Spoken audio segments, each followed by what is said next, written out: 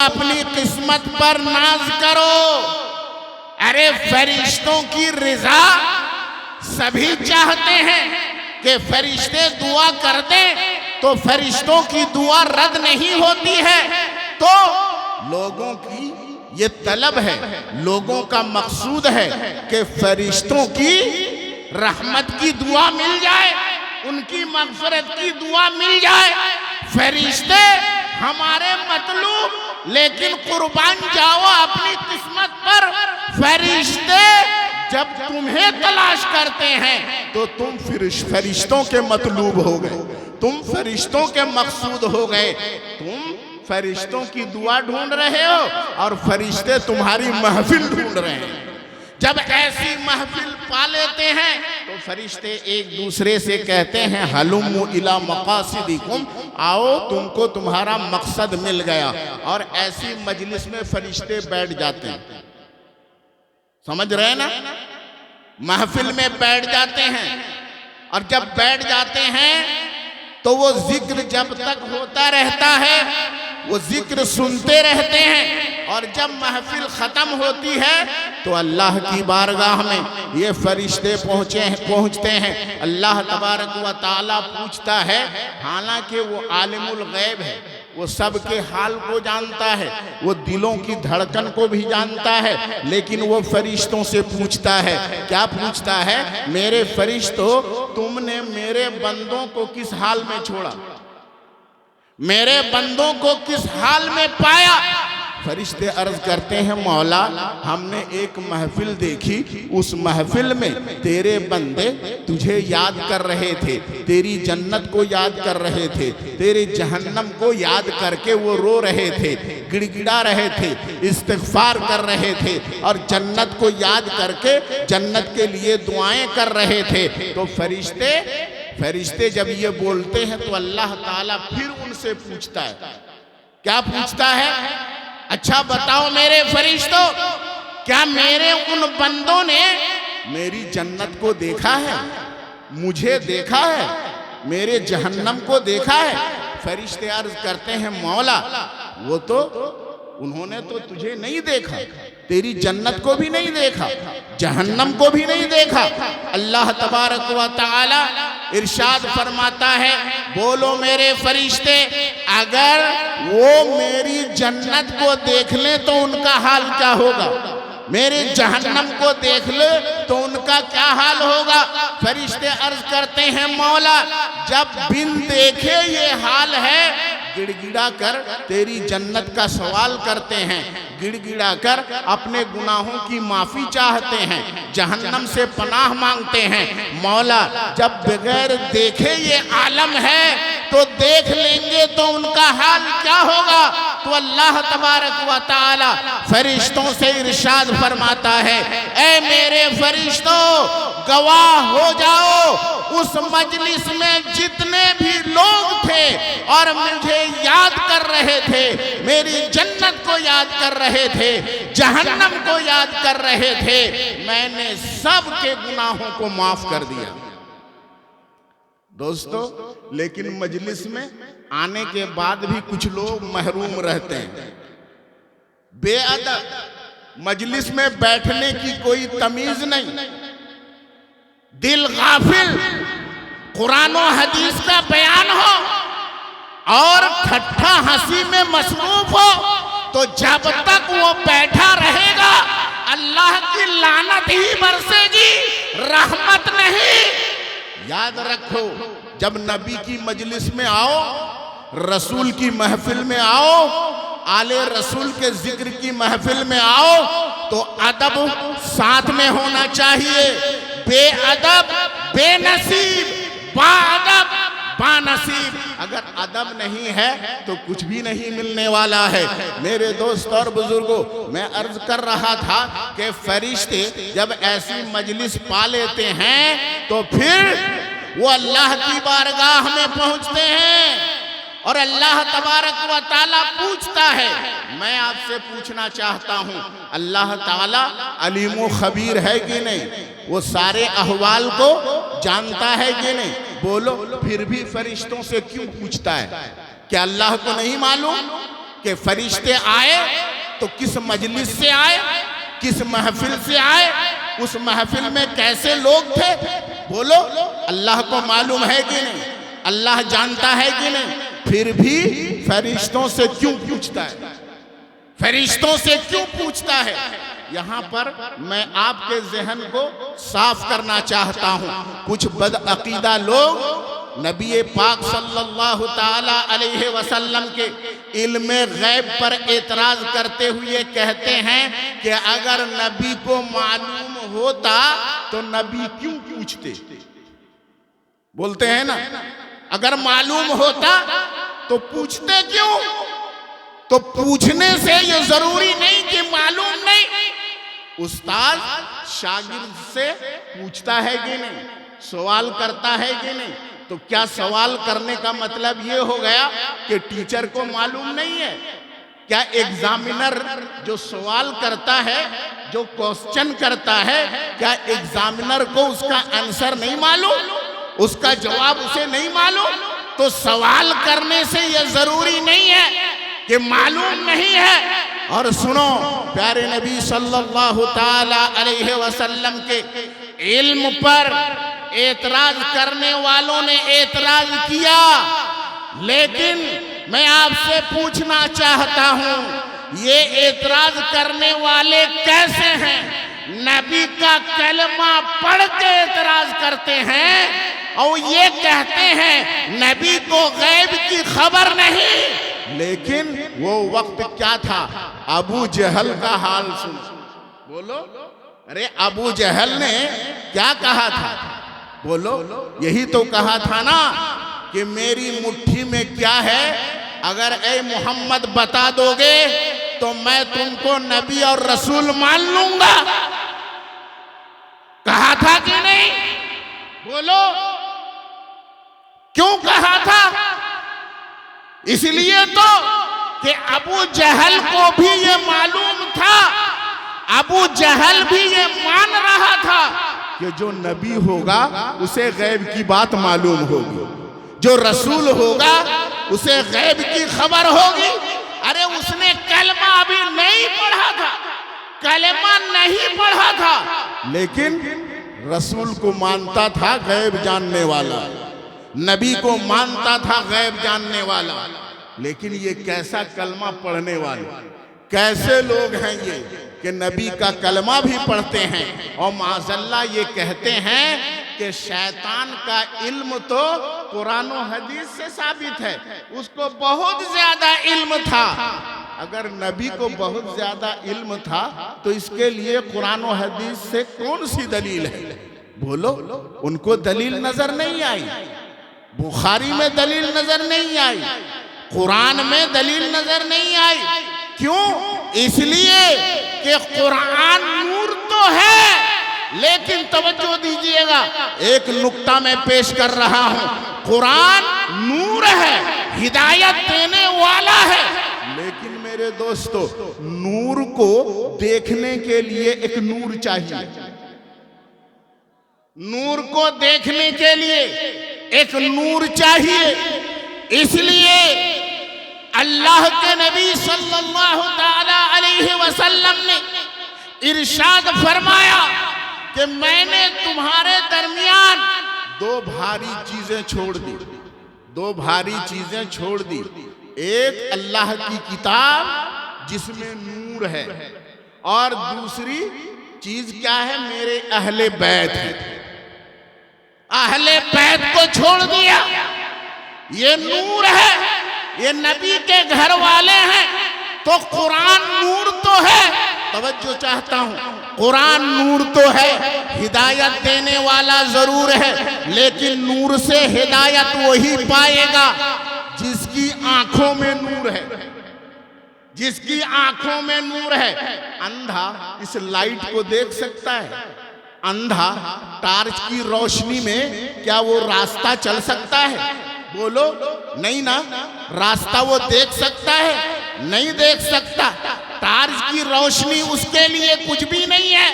तो नूर को देखने के लिए, नूर से हिदायत पाने के लिए, नूर से रास्ता दिखने के लिए जरूरी है कि एक नूर हो, आंखों में नूर हो तो रोशनी को वो देख सकेगा। तो कुरान नूर जरूर है, लेकिन उस नूर के साथ जब तक नूरे मुस्तफा ना हो तो अबू जहल बहक गया, अबू लहब गुमराह हो गया, काफिर हो गया, उतबा व शैबा काफिर हो गया। क्या इन्होंने कुरान नहीं पढ़ा था, कुरान नहीं सुना था? तो ये कुरान पढ़ के ये सब काफिर हो गए। क्यों? इसलिए कि कुरान नूर तो है, लेकिन उसमें हिदायत उसी वक्त मिलेगी जबकि उसके साथ नूरे मुस्तफा हो। जब तक मुस्तफा को ना मानोगे तो उस वक्त तक हिदायत नहीं मिलेगी, तौहीद काम में नहीं आएगी। इसलिए अल्लाह तबारक व तआला ने अपनी इताअत के साथ रसूल की इताअत को लाजिम करते हुए इरशाद फरमाया, अतीउल्लाह व अतीउर रसूल व उलिल अम्र मिनकुम। तुम अल्लाह को मानो, आसान लफ्जों में मैं बयान कर रहा हूँ, अतीउल्लाह तुम अल्लाह को मानो, व अतीउर रसूल और रसूल को मानो, व उलिल अम्र मिनकुम और तुम में से जो अम्र वाले हैं, जो हुक्म वाले हैं, इससे मुराद क्या है? उलमाए रब्बानीन को मानो, उलमाए दीन को मानो, मशाइखे किराम को मानो, मुर्शिदे बरहक को मानो। मेरे दोस्त और बुजुर्गों, आयत करीमा में तरतीब क्या है? अतीउल्लाह अल्लाह को मानो, व अतीउर रसूल और रसूल को मानो, व उलिल अम्र मिनकुम और उलमाए रब्बानीन को मानो। ये तीन है ना, ये तीनों को मानना जरूरी। तरतीब क्या? पहले अल्लाह, फिर उसके बाद रसूल, फिर उसके बाद उलमाए रब्बानीन। तरतीब ये है ना। लेकिन मेरे दोस्त और बुजुर्गों, आपके लिए तरतीब क्या है? बोलो, मानने के लिए तरतीब क्या है? अरे मर्तबा के लिहाज से देखो, ध्यान दीजिएगा, मर्तबा के लिहाज से देखो, सबसे पहले अल्लाह, फिर रसूल, फिर उलमाए रब्बानी, मुर्शिदे हक्कानी, आलिमे रब्बानी। मर्तबा के लिहाज से ये है तरतीब। लेकिन जब मानने की बात आएगी, इताअत और फरमा बरदारी की बात आएगी, प्रैक्टिकल की बात आएगी कि हम हिदायत पाएंगे तो कैसे हिदायत पाएंगे, तो अब यहाँ पर तरतीब उलट जाएगी, तरतीब बदल जाएगी। पहले मुर्शिदे हक्कानी को मानो, पहले आलिमे रब्बानी को मानो, फिर रसूल को मानो, फिर अल्लाह तक पहुंचो। तवज्जो, आलिमे रब्बानी को पहले मानो। मैं आपसे पूछना चाहता हूं, रसूल को मानने का क्या मतलब है? रसूल को मानने का मतलब तो यही है ना, रसूल पर ईमान लाओ, रसूल की रिसालत को मानो, रसूल जो दीन लेकर के आए उसे मानो, रसूल जो किताब लेकर के आए उसे मानो, रसूल जो पैगाम लेकर के आए उसे मानो। यही तो मतलब है। लेकिन मैं आपसे पूछना चाहता हूँ, रसूल कुरान लेकर के आए, मैं कुरान को सिर्फ यहाँ पेश करना चाहता हूँ। रसूल कुरान लेकर के आए और रसूल ने फरमाया ये अल्लाह की किताब है, ये अल्लाह का कलाम है। बोलो, ये कुरान जो हमारे सामने है ये अल्लाह का कलाम है, ये आपको कैसे पता चला? जवाब दो कुछ, कैसे मालूम हुआ? क्या किसी को मजमा में कोई आदमी है जिसको रसूल ने डायरेक्ट कहा हो? है कोई? रसूल से किसी ने सुना है? अल्लाह के रसूल की जबान से आप में से किसी ने सुना है क्या कि ये कुरान अल्लाह का कलाम है? है कोई? नहीं। अरे वो तो सहाबा थे, डायरेक्ट उन्होंने सुना है। सहाबा भाई जब वही आती थी अल्लाह के रसूल पर, तो अल्लाह के रसूल फरमाते थे ये अल्लाह का कलाम है, इसे कुरान में लिख लो। तवज्जो चाहूंगा, जबान वही है, बात वही है, लेकिन एक बन रहा है। बोलो, कलाम एक ही है, जबान एक ही है, एक ही जबान से एक कलाम निकल रहा है। तो नबी फरमाते हैं ये कुरान है, इसे कुरान में लिखो। और वही कलाम उसी जबान से निकल रहा है। नबी फरमाते हैं ये मेरी बात है, इसे हदीस में लिख लो। जबान एक, कलाम वही, उसी जबान से कलाम एक निकल रहा है। नबी फरमाते हैं ये कुरान है। हमने मान लिया ये कुरान है, सहाबा ने मान लिया ये कुरान है। नबी ने फरमाया ये हदीस है, सहाबा ने मान लिया ये हदीस है। तो पता ये चला कि कुरान कुरान है, ये हम माने किससे? रसूल से, यानी सहाबा ने माना रसूल से सुनकर। यहाँ पर एक नुक्ता समझ में आ गया कि असल तौहीद यही है, असल इस्लाम यही है, रसूल को मान लिया जाए। अगर रसूल को मान लिया तो कुरान को मानना पा लिया गया। बोलो, आखिरत को मानना पा लिया गया, हश्र व नश्र को मानना पा लिया गया, हिसाब व किताब को आपने मान लिया, आखिरत को आपने मान लिया, पूरा इस्लाम आपने मान लिया। तो पता चला कि ये इस्लाम कुरान का नाम नहीं है, इस्लाम ये नमाज का नाम नहीं है, इस्लाम ये ज़कात का नाम नहीं है, इस्लाम रोज़ा का नाम नहीं है, इस्लाम सदका व खैरात करने का नाम नहीं है। इस्लाम नाम है मुहम्मदुर रसूलुल्लाह। मुहम्मदुर रसूलुल्लाह को मान लिया तो नमाज को मानना हो गया, मुहम्मदुर रसूलुल्लाह को मान लिया तो रोज़ा को मानना हो गया, मुहम्मदुर रसूलुल्लाह को मान लिया, ज़कात को मान लिया, सारे अहकाम को मान लिया। मेरे दोस्तों, मैं आपकी तवज्जो फिर अपनी बात की तरफ लाना चाहता हूँ। तरतीब क्या होनी चाहिए? पहले आलिम को मानो, पहली सीढ़ी आलिम रब्बानी, पहली सीढ़ी मुर्शिदे हक्कानी, पीरे कामिल, मुर्शिदे कामिल, पहली सीढ़ी मानने में इधर से चलो। तवज्जो है ना? बात समझ में आ रही है कि नहीं? बोलो। अरे 3 सीढ़ी अगर आप रखो, यहाँ 3 शख्सियत की बात है, इसलिए मैं 3 सीढ़ी की बात कर रहा हूं। ऊपर से आओ, छत से बोलो। तो सबसे पहली सीढ़ी छत से जो लगी हुई है वो सबसे ऊंची है ना, उसके बाद वाली सीढ़ी उससे नीची है ना, और लास्ट वाली सीढ़ी सबसे नीची है कि नहीं? तो ऐसे ही यूं मिसाल समझो, अतीउल्लाह व अतीउर रसूल व उलिल अम्र मिनकुम, मर्तबे के लिहाज से सबसे ऊंचा अल्लाह, सबसे बुलंदो बरतर अल्लाह, फिर उसके बाद अल्लाह के रसूल, फिर उसके बाद आलिम रब्बानी, उलुल अम्र, मर्तबे के लिहाज से। लेकिन बोलो, अगर छत की सबसे ऊंची सीढ़ी मर्तबे के लिहाज से, यानी ऊंचाई के लिहाज से सबसे ऊंची है, तो क्या आप छत पे चढ़ोगे तो क्या सबसे पहले ऊंची सीढ़ी पे चढ़ोगे? बोलो, सबसे पहले ऊंची सीढ़ी पे नहीं ना, आपको कदम रखना पड़ेगा सबसे पहले सबसे निचली सीढ़ी पर। बिला तमसील समझ लो, अगर अल्लाह तक पहुंचना चाहते हो, अगर तौहीद तक पहुंचना चाहते हो, सही तौहीद उस वक्त मिलेगी जब आलिम रब्बानी की सबसे पहले पैरवी करो, मुर्शिदे बरहक की सबसे पहले पैरवी करो, पीरे कामिल की सबसे पहले पैरवी करो, सबसे पहले पीर, सबसे पहले आलिम बरहक, आलिम दीन। आपको कुरान अल्लाह की किताब है, कुरान अल्लाह का कलाम है। हमको किसने बताया? आपको किसने बताया? आप तो यही कहेंगे ना, हमको हमारे बाप दादा ने बताया। हैं? बोलो, यही तो कहोगे ना, हमारे उलमा ने बताया। उनको किसने बताया?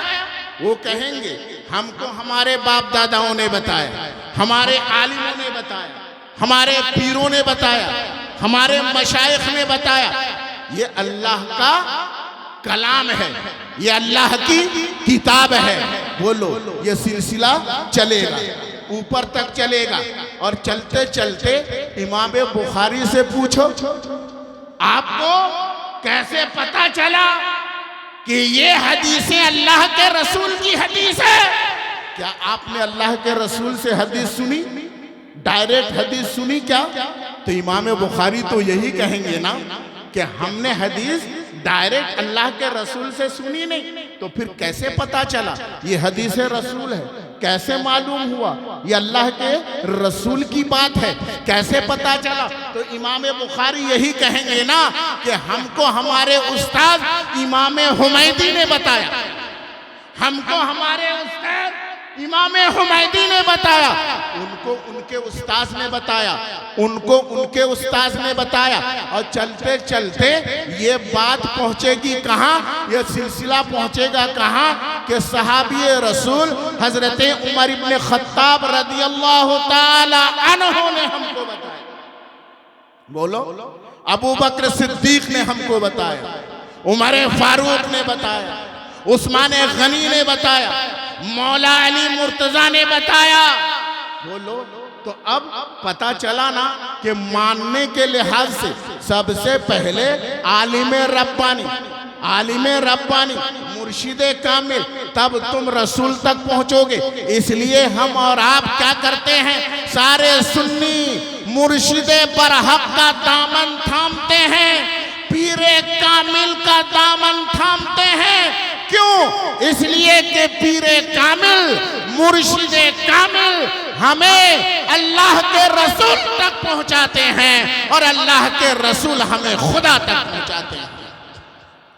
हज़रात गिरामी, तरतीब ये है, अतीउल्लाह व अतीउर रसूल व उलिल अम्र मिनकुम। मेरे दोस्त और बुजुर्गों, कुछ आज नई रोशनी वाले मॉडर्न तालीम याफ्ता लोग, अपने आप को एजुकेटेड मानने वाले कुछ लिबरल मुसलमान हैं, वो कहते ये हैं अरे बस अल्लाह को मानो, अल्लाह के रसूल को मानो, अब किसी को और मानने की जरूरत नहीं है। बोलो, कुरान और हदीस, बस कुरान और हदीस, कुरान और हदीस। सुनने में ये बात बड़ी अच्छी लगती है ना? बोलिए, हो सकता है आपके समाज में भी ऐसे पढ़े लिखे कुछ लोग हों, उनको समझाने के लिए आपके पास दलील होनी चाहिए। दलील याद रख लो मुसलमानों, सुन लो अच्छी तरह। अरे ये बात बहुत अच्छी लगती है कान को, अरे बात तो बहुत अच्छी कह रहा है ना, कुरान और हदीस से दलील दो, कुरान और हदीस से दलील दो। बोलो, ये कह रहा है ना कुरान को मानो, हदीस को मानो, अल्लाह को मानो, अल्लाह के रसूल को मानो, और किसी को मानने की जरूरत नहीं है। मैं कहता हूं, जो ये कहता है सिर्फ अल्लाह को मानो, अल्लाह के रसूल को मानो और किसी को मत मानो, हकीकत में ना वो अल्लाह को मानता है ना अल्लाह के रसूल को मानता है। अल्लाह को भी नहीं मानता, अल्लाह के रसूल को भी नहीं मानता। क्यों? इसलिए कि अल्लाह फरमा रहा है ना, अतीउल्लाह व अतीउर रसूल व उलिल अम्र मिनकुम। अल्लाह को मानो, रसूल को मानो और उलमाए दीन को मानो, मुर्शिदे बरहक को मानो, मशाइख तरीक़त को मानो। जब आलिम रब्बानी को मानने का हुक्म कुरान दे रहा है, अल्लाह हुक्म दे रहा है, अगर सिर्फ मानना काफी हो जाता अल्लाह अल्लाह के रसूल को, तो अल्लाह को ये कहने की क्या जरूरत थी? अल्लाह क्यों फरमाता कि आलिम रब्बानी को भी मानो, उलुल अम्र को भी मानो, जो फुक़हा हैं, जो उलमा हैं, जो मुर्शिदे बरहक हैं, जो पीरे कामिल हैं, मशाइख तरीक़त हैं, उन्हें भी मानो। ये कुरान कह रहा है।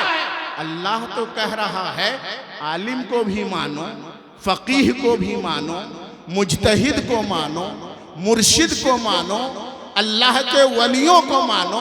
और ये कह रहे हैं अल्लाह को मानो, रसूलुल्लाह को मानो, किसी को मत मानो। बोलो, ये बोलते हैं कि नहीं? बहुत से ऐसा मुल्ला भी आपको मिल जाएंगे, वो भी बोलेंगे, लेकिन आप उन्हें ये कह दीजिए कि हम अल्लाह को मानने वाले हैं, हम ऐसे किसी मुल्ला की बात हम नहीं मानने वाले जो अल्लाह की बात को ठुकरा दे। अल्लाह फरमाता है कि अल्लाह को मानो, रसूल को मानो और उलमाए दीन को मानो, और तुम कहते हो सिर्फ अल्लाह को, अल्लाह के रसूल को मानो। मोहतरम हजरात, वही लोग देखिए ये कहते भी हैं और फिर कहते हैं बात बात पे बुखारी की हदीस लाओ, मुस्लिम की हदीस लाओ, बुखारी की हदीस सुनाओ, मुस्लिम शरीफ की हदीस सुनाओ। उनसे पूछो ये बुखारी अल्लाह के रसूल की हदीस की किताब है, ये तुमको किसने बताया? कैसे मालूम हुआ तुम्हें? इसमें जो हदीस है वो अल्लाह के रसूल की हदीस है, ये कैसे पता चला, कैसे मालूम हुआ? अरे तुमने तो इमाम बुखारी का जमाना भी नहीं पाया, उनका भी जमाना नहीं पाया। अरे उनके इंतकाल को तो आज तकरीबन 1200 साल हो गए, तुमने तो उनका जमाना भी नहीं पाया। जब पाया नहीं, रसूल का जमाना नहीं पाया, तुमको पता कैसे चला कि यह हदीस है, अल्लाह के रसूल का कलाम है? तो सबसे पहले बुखारी को, यानी इमाम बुखारी को, जिन्होंने बुखारी लिखी है, उनको मानोगे तब उनकी लिखी हुई बात मानोगे ना। बोलो, अरे भी किताब को मानो और किताब लिखने वालों को ना मानो, ये पागलपन वाली बात है ना। अबे जो बात लिखी हुई है उसे मानो, राइटर को ना मानो, ये कौन सी बात है? बोलो। तो जब बुखारी को तुमने माना, बुखारी की हदीस को हदीस माना, तो उस हदीस को हदीस मानने से पहले तुमने इमाम बुखारी को बहुत बड़ा मुहद्दिस पहले माना। सबसे पहले तुमने इमाम बुखारी को मुहद्दिस माना। तुम कहते हो अल्लाह को मानो, अल्लाह के रसूल को मानो और किसी को मत मानो। तुम तो अपने आप को खुद झुठला रहे हो। तुम कह रहे हो और किसी को मत मानो, और इमाम बुखारी को मान रहे हो, इमाम मुस्लिम को मान रहे हो, इमाम तिरमिजी को मान रहे हो, इमाम नसई को मान रहे हो, इमाम इब्ने माजा को मान रहे हो, इमाम अबू दाऊद को मान रहे हो। अरे इन राइटरों को, इन मुहद्दिसों को मान रहे हो, तो बोलो अपनी बात को खुद झुठला रहे हो कि नहीं? तुम्हारी बात गलत है, इसलिए कि तुम ये कहते तो हो कि अल्लाह के रसूल को मानो और किसी को मत मानो, और तुम फिर कहते भी हो कि बुखारी की हदीस लाओ, मुस्लिम की हदीस लाओ। मेरे दोस्त और बुजुर्गों, बज़ाहिर ये कहने वाले ये अच्छी बात कहते हैं, नजर आ रहा है बड़ी अच्छी बात है, लेकिन हकीकत में ये गुमराही फैला रहे हैं। ये गुमराह कुन बात है। ये बुखारी पढ़ते तो हैं, लेकिन पहले मैंने अर्ज किया बुखारी में हदीस रसूल है, ये भी नूर है, कुरान ये भी नूर है, और नूर को देखने के लिए नूर चाहिए, नूर से हिदायत हासिल करने के लिए नूरे मुस्तफ़ा चाहिए। मेरे दोस्त और बुजुर्गों, इनका दिल नूरे मुस्तफ़ा से खाली है, इश्क़ मुस्तफ़ा से खाली है, मोहब्बत रसूल से खाली है, ताज़ीम रसूल से खाली है। इसलिए ये बुखारी पढ़ते हैं, बुखारी पढ़ते हैं, लेकिन इन्हें बुखारी नहीं आती, इन्हें बुखार आता है। बेइश्क़ मोहम्मद जो पढ़ाते हैं बुखारी, आता है बुखार, उनको बुखारी नहीं आती। वरना मेरे दोस्त और बुजुर्गों, रात दिन ये मौलवी बुखारी की हदीस सुनाते हैं, फिर भी कहते हैं, पढ़ाते हैं, लेकिन कहते हैं रसूल को किसी चीज का इख्तियार नहीं, रसूल को किसी चीज का इख्तियार नहीं है। मालिक व मुख्तार अगर कोई सुन्नी कह दे तो वो फौरन कहते हैं तुमने रसूल को अल्लाह से आगे बढ़ा दिया, माज़न। बोलते हैं कि नहीं? बोलिए, रसूल को अल्लाह से आगे बढ़ा दिया। अच्छा ये बोलिए तो मैं आपसे पूछना चाहता हूं, आपके आगे जो ये बच्चा बैठा हुआ है, बोलिए, तो आगे बढ़ाना, तवज्जो चाहूंगा, आगे बढ़ाने के लिए ये 2 उंगली मेरी मिसाल से आप समझें, किसी से किसी को बढ़ाना कब, जबकि दोनों की लिमिट मालूम हो। बोलो है कि नहीं? अभी 8वें दर्जे का जो स्टूडेंट है, वो 9वें दर्जे का स्टूडेंट 8वें के इल्म को बता सकता है ना? बता सकेगा कि नहीं बता सकेगा? बोलिए। जो 10वें दर्जे का तालिबे इल्म है, वो 12वें दर्जे के तालिबे इल्म का कितना इल्म है वो बता सकेगा? बोलिए, कुछ बोलिए। हाँ हूं बोलिए तो मैं समझूंगा कुछ समझ रहे हैं आप। बोलिए, समझ कर सकेगा वो, बता सकेगा? 10वें दर्जे का जो स्टूडेंट है, वो 12वीं क्लास के स्टूडेंट को कितना नॉलेज है वो बता नहीं सकेगा। बोलिए, नहीं ना? 9वें दर्जे का जो तालिबे इल्म है, वो 10वें दर्जे के तालिबे इल्म को कितना नॉलेज है वो बता सकेगा? नहीं बता सकेगा। लेकिन 12वीं दर्जे का जो स्टूडेंट है, वो 10वें का कितना इल्म है वो बता सकेगा ना?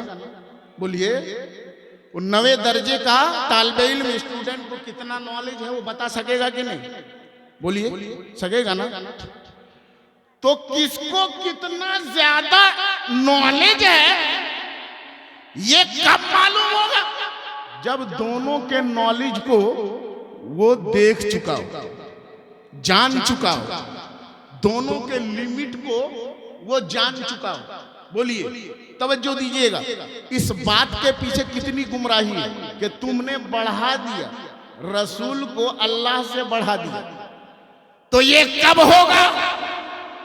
इसका मतलब ये है उसने अल्लाह का एक लिमिट बना लिया है, तभी तो कह रहा है कि रसूल को बढ़ा दिया।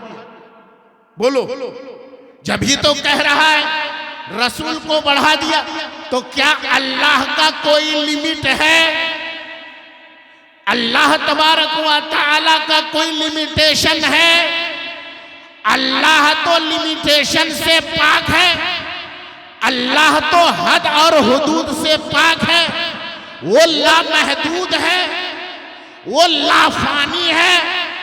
रसूल महदूद, रसूल फानी, रसूल मखलूक, रसूल बंदा, अल्लाह इलाह, माबूद, वो गैर महदूद, वो लाफानी। तो मखलूक खालिक के बराबर कैसे हो सकता? वो तो खालिक के बराबर भी नहीं हो सकता, उससे बढ़ेगा कैसे? अरे बंदा अपने माबूद के बराबर कैसे हो सकता? हरगिज नहीं हो सकता। तो बढ़ाया कैसे जा सकता है? मेरे दोस्त और बुजुर्गों, ये धोखा है, ये गुमराही वाली बात है। कभी भी कोई सुन्नी रसूल को आगे बढ़ा ही नहीं सकता, न कोई बढ़ा सकता, इसलिए कि अल्लाह को कोई लिमिटेड नहीं बना सकता, उसको महदूद बना नहीं सकता। जब उसे महदूद नहीं बना सकता, लिमिटेड नहीं कर सकता, तो किसी को अल्लाह से बढ़ाएगा कौन? कैसे बढ़ाएगा? मेरे दोस्त और बुजुर्गों, मैं तवज्जो चाहूंगा। ये बात बात पर कहते हैं ना, शिर्क कर दिया तुमने, शिर्क कर दिया तुमने। और शिर्क इतना बोलते हैं, इतना बोलते हैं कि हर बात में शिर्क ही उनको नजर आता है। अगर आस्ताने पे चले जाओ, अगर सादुल्लापुर शरीफ चले जाओ, अगर पनवा शरीफ चले जाओ, वहां पर जाके आस्ताने पे हाजिरी दो, कहेंगे ये भी शिर्क है। शिर्क क्या है? शिर्क का मतलब क्या है? मैं आपको बताना चाहता हूं। शिर्क कहते किसे हैं? अल्लाह ताला की जात में और उसकी सिफत में किसी बंदे को शरीक कर देना। अल्लाह मान लेना, किसी को इबादत के लायक मान लेना, ये शिर्क है। समझ में आ रही है ना बात? अल्लाह तबारक व तआला लाफानी है, किसी बंदे को लाफानी मान लो, शिर्क है। अल्लाह जैसा इल्म वाला है वैसा इल्म वाला किसी बंदे को मान लो तो शिर्क है। लेकिन कोई सुन्नी है, कोई भी ऐसा कोई दिखा सकता है कि कोई सुन्नी अल्लाह के रसूल के इल्म को अल्लाह के इल्म की तरह कहता हो? है किसी सुन्नी के किसी किताब में कोई दिखा सकता है? और कोई सुन्नी ऐसा है, अरे अनपढ़ से अनपढ़, जाहिल से जाहिल सुन्नी भी अल्लाह के रसूल के इल्म को अल्लाह के इल्म के बराबर नहीं कहता। अल्लाह ने जितना अपने रसूल को इल्म दिया, कितना दिया अल्लाह जाने। हम तो इतना जानते हैं, अल्लाह ने सब सिखा दिया। अल्लाह ने वो इल्म दे दिया जो जो अल्लाह के रसूल नहीं जानते थे, अल्लाह ताला ने सिखा दिया। ये हम इसलिए कहते हैं, कुरान ने हमको ये अकीदा दिया है, कुरान ने हमको ये अकीदा दिया है। सुन्नियों, अकीदा नोट कर लो। सबसे पहले रसूल का इल्म अल्लाह के इल्म के मुकाबले में महदूद है, लिमिटेड है, उसका लिमिटेशन है। उसको एक मिसाल से समझो। हजरत मूसा अलैहिस्सलाम, मैं बात लंबी नहीं करूंगा भाई, हजरत खिज़िर अलैहिस्सलाम और हजरत मूसा अलैहिस्सलाम दरिया का सफर करते हुए जा रहे थे। लंबा वाक़या आप लोगों ने सुना होगा उलमा की ज़बानी, है ना? मैं उस किस्से की तरफ नहीं जाना चाहता। दोनों कश्ती में बैठे हुए थे, इतने में एक चिड़िया आई और चिड़िया ने कश्ती के ऊपर से बैठ करके चोंच समंदर के नीचे किया। उसने एक चोंच में पानी थोड़ा सा लिया, यानी पिया। तो हजरत मूसा, हजरत खिज़िर अलैहिस्सलाम ने हजरत मूसा अलैहिस्सलाम से ये फरमाया, ऐ मूसा नबी, आप जानते हैं अल्लाह का इल्म मखलूक के इल्म के मुकाबले में कैसा है? सुन लीजिए, जैसे ये समुंदर है और समुंदर से इस चिड़िया ने चोंच में जो एक कतरा पानी लिया है, उस कतरे को पूरे समुंदर से जो निस्बत है, पूरी मखलूक के इल्म को अल्लाह के इल्म से वो निस्बत भी नहीं। बोलो, ये हमारा अकीदा है, हर सुन्नी का अकीदा है। लेकिन सारी मखलूक के इल्म को जमा कर दो, तवज्जो चाहूंगा, सारी मखलूक के इल्म को जमा कर दो और रसूल के इल्म को एक तरफ रखो, तो सारी मखलूक का इल्म रसूल के इल्म के मुकाबले में ऐसा ही है जैसे समुंदर के पानी का एक कतरा। बात समझ में आ रही है ना? तो जब हम रसूल की वुसअते इल्म की बात करते हैं, रसूल के लिए जब इल्म की बात करते हैं, तो पूरी मखलूक के एतबार से कहते हैं, दुनिया वालों के एतबार से कहते हैं, अल्लाह के एतबार से नहीं, अल्लाह के मुकाबले में नहीं। अरे अल्लाह के मुकाबले में तो एक कतरा भी नहीं है सारी मखलूकात का इल्म। लेकिन हाँ, सारी मखलूक के इल्म को जमा कर दो तो सारी मखलूक का इल्म नबी के इल्म के मुकाबले में एक कतरा है, एक बूंद है। हजरात, ये अकीदा आप लोगों ने महफूज कर लिया ना? ये कॉन्सेप्ट क्लियर हो जाना चाहिए ताकि गुमराही से बचे रहें। हम कभी भी अल्लाह के रसूल के इल्म को गैर महदूद लामहदूद नहीं कहते, अल्लाह की तरह। हाँ, हम जब लामहदूद कहते हैं तो अपने एतबार से कहते हैं, हमारे एतबार से लामहदूद। अरे हम और आप कहते हैं ना, बेशुमार लोग आए, बहुत लोग आए। कितने लोग आए? अरे कोई हद ही नहीं है। तो क्या लोग कितने आए कोई हद नहीं है? हर मखलूक की एक हद है, एक लिमिट है, हर मखलूक की एक लिमिट है। लेकिन चूंकि हमारे इल्म में नहीं है, हमने गिना नहीं है, तो हम कह देते हैं बेहद लोग आए। कोई हद नहीं है कितने लोग आए, बेशुमार लोग आए। मतलब ये है वो हमारे इल्म में नहीं है, हमें मालूम नहीं है। तो इसी तरीके से जब हम कहते हैं अल्लाह के रसूल को बेहिसाब इल्म है, गैर महदूद इल्म है, तो मतलब ये है कि कोई भी मखलूक, कोई भी बंदा अल्लाह के रसूल के इल्म की लिमिट को मुतय्यन नहीं कर सकता। कोई भी अल्लाह के रसूल के इल्म को घेर नहीं सकता। हज़रात गिरामी, जब ये कॉन्सेप्ट क्लियर हो गया तो कुछ बातें, चूंकि एक एक अकीदे पे अगर गुफ्तगू हो और उस पे अगर आपके कॉन्सेप्ट को मैं क्लियर करना चाहूँ दलाइल की रोशनी में, तो बात लंबी हो जाएगी। मैं कुछ बातें आपको ग़िज़ा के तौर पर दे देना चाहता हूँ, काम आए ऐसे सरफिरों को जवाब देने के लिए। मेरे दोस्त और बुजुर्गों सुनिए, ये बुखारी कहते हैं ना, और बुखारी की हदीस पढ़ने के बावजूद ये कहते हैं कि नहीं, अल्लाह के रसूल को कोई पावर नहीं है, कोई इख्तियार नहीं है।